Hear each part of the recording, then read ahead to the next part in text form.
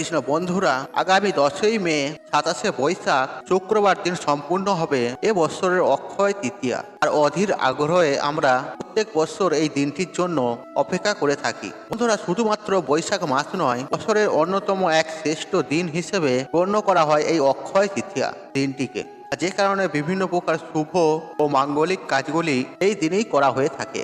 বন্ধুরা, অক্ষয় নামের মধ্যেই রয়েছে এই দিনটির মাহাত্ম্য। আর অক্ষয় শব্দের অর্থ যার কোনো ক্ষয় নেই, অর্থাৎ আপনি এই দিন যেই কাজই করুন না কেন তার ফল আপনাকে সারা বছর এমনকি সারা জীবন ভোগ করতে হয়, আর তা সে ভালো হোক অথবা খারাপ।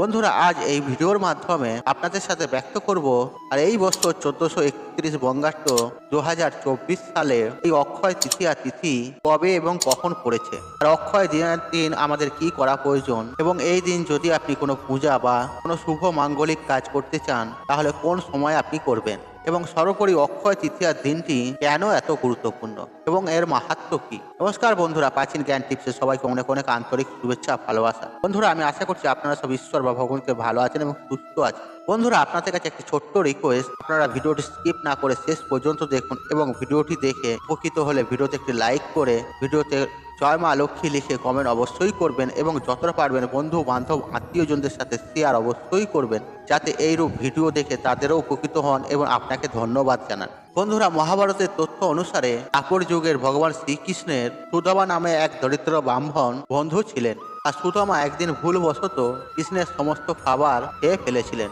তারপর তিনি শ্রীকৃষ্ণকে খাবার দিতে এক মুঠো চাল নিয়ে তার ঘরে আসেন। তাকে খাওয়ানোর জন্য বন্ধু সুদামার এই আচরণ মুগ্ধ করেছিল শ্রীকৃষ্ণকে। এরপর শ্রীকৃষ্ণের আশীর্বাদে সুদামার সমস্ত দারিদ্রতা মুছে যায়। আর বলা হয় সেই দিনটি ছিল বৈশাখ মাসের শুক্ল পক্ষের এই অক্ষয় তৃতীয়ার দিন। আর এই দিনটি বছরের অন্যতম শ্রেষ্ঠ একটি শুভ দিন। এদিকে মহাভারতের আরো একটি তথ্যের উল্লেখ আছে, কৌরবদের কাছে পাশাখালায় হেরে যাওয়ায় 12 বছরের জন্য বনবাস ও 1 বছরের জন্য অজ্ঞাতবাসে যেতে হয়েছিল পাণ্ডবদের। তাদের বনবাসে থাকার সময় কৌরবদের চক্রান্তে মণি দুর্বাসা তার শিষ্যদের নিয়ে এক রাতে পাণ্ডবদের আশ্রয় গ্রহণ করতে যান। কিন্তু সেই সময় তাদের ঘরে কোনো অন্ন ছিল না। ক্ষুধার্ত মুনি দুর্বাসা অভিশাপ দেবেন বলে ভয় পান পাণ্ডব এবং দ্রৌপদী। ঠিক সেই সময় ভগবান শ্রীকৃষ্ণ এসে হাজির হন। তিনি সে হাড়ির তলায় লেগে থাকা একটি মাত্র চালের দানা খেয়ে নেন। আর অবাক করা বিষয় হলো, তাতেই পেট ভরে যায় দুর্বাসা ও তার শিষ্যদের। আর দুর্বাসার অভিশাপ থেকে এই অক্ষয় তৃতীয়ার দিনেই পাণ্ডবদের রক্ষা করেছিলেন ভগবান শ্রীকৃষ্ণ। পাশাপাশি এই অক্ষয় তৃতীয়ার দিনেই বেদব্যাস ও গণেশজির শুরু করেন মহাভারত রচনার কাজ। রাজা ভগীরথ গঙ্গাকে মর্তে নিয়ে আসেন এই দিনেই। আর মহাদেব আজকের দিনেই প্রভুরের তপস্যায় সন্তুষ্ট হয়ে তাকে বিপুল ধন ঐশ্বর্য দান করেছিলেন, এবং কুবেরের লক্ষ্মী লাভের কারণেই এই দিন বৈভব লক্ষ্মীর পুজো করা হয়। এই দিনে সত্যযুগের সমাপ্তি ঘটতে শুরু হয়েছিল ত্রেতা যুগের। বিষ্ণু সপ্ত অনুসার পরশুরামও জন্ম হয়েছিল এই তিথিতে, এবং দুঃশাসন এই দিনেই দ্রৌপদীর বস্ত্র হরণ করে যে কুকর্ম করেছিল তার ফল তাকে কুরুক্ষেত্রের যুদ্ধে ভোগ করতে হয়েছিল। ভীম তার বুক চিরে রক্ত পান করেছিল। সুতরাং এই দিনটি যা করবেন তা ক্ষয়হীন হয়ে চিরকাল থেকে যাবে। এই কারণে বন্ধুরা, বাড়িতে বাড়িতে এই দিন অক্ষয় তৃতীয়ার পূজা সম্পূর্ণ করা হয়। বন্ধুরা, এই বছর এই অক্ষয় তৃতীয়ার দিন বাড়িতে কোনো শুভ ও মাঙ্গলিক কাজ সম্পূর্ণ করতে চান তাহলে সেক্ষেত্রে অবশ্যই তা সম্পূর্ণ করা প্রয়োজন আগামী 10ই মে 27শে বৈশাখ শুক্রবার দিন। কারণ উদয়াস্তি অনুসারে এই অক্ষয় তৃতীয়া এই বছর পড়েছে 10ই মে শুক্রবার ভোর 5টা বেজে 45 মিনিট থেকে রাত্রি 4টে বেজে 51 মিনিট পর্যন্ত। তাই শুক্রবার সমগ্র দিন জুড়ে অক্ষয় তৃতীয়া থাকছে। এই অক্ষয় তৃতীয়ার অমৃত যোগের সময় হলো শুক্রবার সকাল 6টা 43 মিনিট থেকে সকাল 7টা 35 মিনিট, সকাল 10টা 12 মিনিট থেকে দুপুর 12টা 48 মিনিট, দুপুর 2টো 32 মিনিট থেকে বিকেল 4টে 17 মিনিট, সন্ধ্যা 6টা 5 মিনিট থেকে রাত্রি 7টা 35 মিনিট। আর এই অমৃত যোগের সময়ের মধ্যে আপনি অক্ষয় তৃতীয়ার যাবতীয় মাঙ্গলিক কাজগুলি অবশ্যই সম্পূর্ণ করতে পারবেন। বন্ধুরা, অক্ষয় তৃতীয়া সব থেকে শুভ কাজ হিসেবে গণ্য করা হয় স্নান এবং দানকে। আর এই দিন সম্ভব হলে গঙ্গা স্নান করুন। গঙ্গায় গিয়ে গঙ্গায় স্নান না যদি করতে পারেন তাহলে স্নানের জলে গঙ্গা জল সামান্য মিশিয়েও আপনি এই গঙ্গা স্নান করতে পারেন। আর এই দিন ভোজ্য সহিত অর্থাৎ খাবারের সঙ্গে জলপূর্ণ ঘট দানে সূর্যালোক গমনের ফল প্রাপ্তি হয়। তাই এই দিন সম্ভব হলে কোনো দুস্থ গরিব মানুষকে অথবা কোনো মিষ্টাবান ব্রাহ্মণ পুরোহিতকে সাত্বিক খাবারের সঙ্গে আপনি জল দান করুন। আর অক্ষয় তৃতীয়ার দিন বাড়িতে বাড়িতে শ্রী গণেশ, মা লক্ষ্মীর এবং শ্রী বিষ্ণুর পূজা অর্চনা করা হয়ে থাকে। আর এই দিন অবশ্যই পারলে আপনার ইষ্টদেবের উদ্দেশ্যে অর্থাৎ আপনি যাকে মনের প্রাণে বিশ্বাস করেন তার উদ্দেশ্যে পূজা নিবেদন করুন। আর যার উদ্দেশ্যে আপনি পূজা নিবেদন করছেন তাকে অবশ্যই জবের দানা নিবেদন করতে একদমই ভুলবেন না। আর এই দিন আমাদের প্রথম খাদ্যশস্য জব নিবেদন করার কথা বলা হয়েছে। এই দিন অবশ্যই আম পাতা ও ফুলের মালা দিয়ে সজোর দরজা সাজানোর চেষ্টা করবেন। আর যদি সম্ভব হয় বাড়ির প্রত্যেকটি দরজার সামনে আপনি এই আম পাতা ও ফুলের মালা দিতে পারেন। অবশ্যই যেন সদর দরজার সামনে এই আম পাতা ও ফুলের মালা দেবেন। আপনি শুধুমাত্র আম পাতার মালাও ব্যবহার করতে পারেন। বন্ধুরা, এবার যে গুরুত্বপূর্ণ বিষয় নিয়ে আলোচনা করব আর তা হলো অক্ষয় তৃতীয়ার দিন যে কাজ কখনোই কিন্তু ভুলেই করবেন না।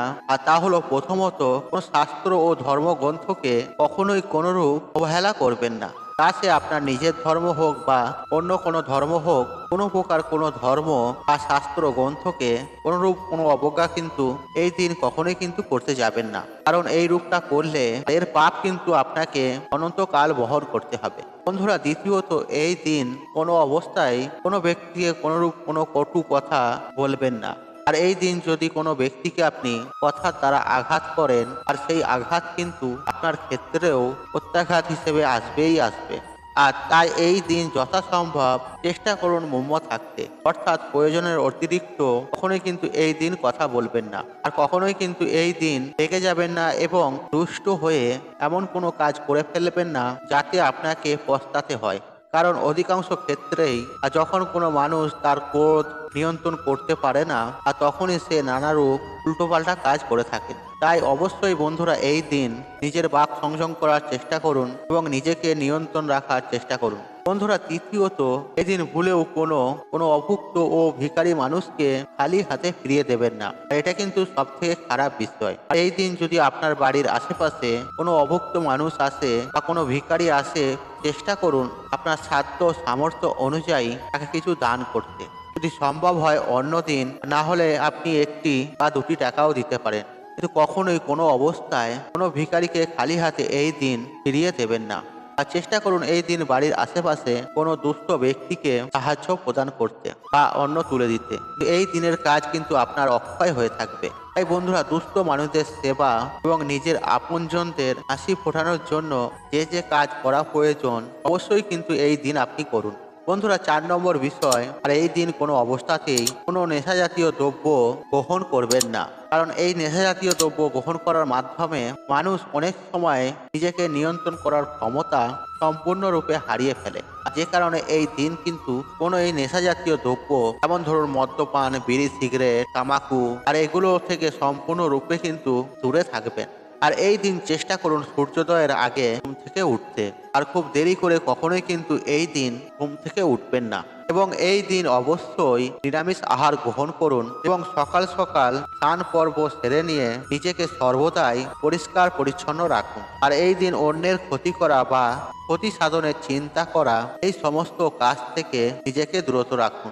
কারণ এই ধরনের কাজ কিন্তু আপনার অনন্তকাল ধরে আপনাকে বিরত করবে এবং তার পাপ আপনাকে অনন্তকাল ধরে বহন করতে হবে। তাই বন্ধুরা, ভুলেও এই দিন অন্য কারো ক্ষতি সাধন করতে যাবেন না বা কাউকে নির্যাতন বা কাউকে অপমান কখনোই কিন্তু এই দিন করবেন না। এই অক্ষয় তৃতীয়ার দিন জপ, পূজা পাঠ এই সব সমস্তর জন্য অত্যন্ত শুভ বলে বিবেচিত হয়। তাই এই দিন অবশ্যই আপনার ইষ্ট দেবতাকে প্রতিটা মুহূর্তে স্মরণ করুন আর দিনের একটি নির্দিষ্ট সময় তার জন্য ব্যয় করুন। অবশ্যই এই দিনে আপনার এই কাজ সম্পূর্ণরূপেই অক্ষয় হয়ে থাকবে।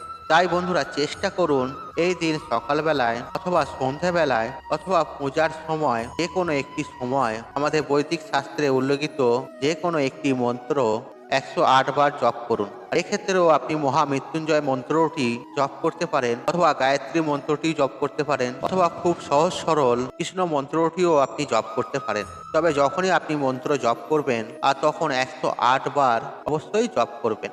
বন্ধুরা, আশা করছি এই ভিডিওটি আপনাকে সমৃদ্ধ করেছে। তাহলে ভিডিওতে একটি লাইক করুন, একটি কমেন্ট করুন, একটি শেয়ার করুন, বন্ধু বান্ধব আত্মীয়জনদের সাথে শেয়ার অবশ্যই করুন। মনে রাখবেন, আপনার একটি শেয়ার অনেক মানুষকে উপকৃত করে তুলতে পারে। আপনি যদি আমার চ্যানেলে নতুন হয়ে থাকেন তাহলে চ্যানেলটি অবশ্যই সাবস্ক্রাইব করুন এবং পাশে থাকা নোটিফিকেশন অন রাখুন, কারণ নিত্য নতুন ভিডিও সবার আগে দেখার জন্য। ঈশ্বর আপনার মঙ্গল করুক, আপনি সুস্থ থাকুন ও নিরোগ থাকুন, আপনার দিন মঙ্গলময় হোক। হরে কৃষ্ণ কৃষ্ণ কৃষ্ণ হরে হরে।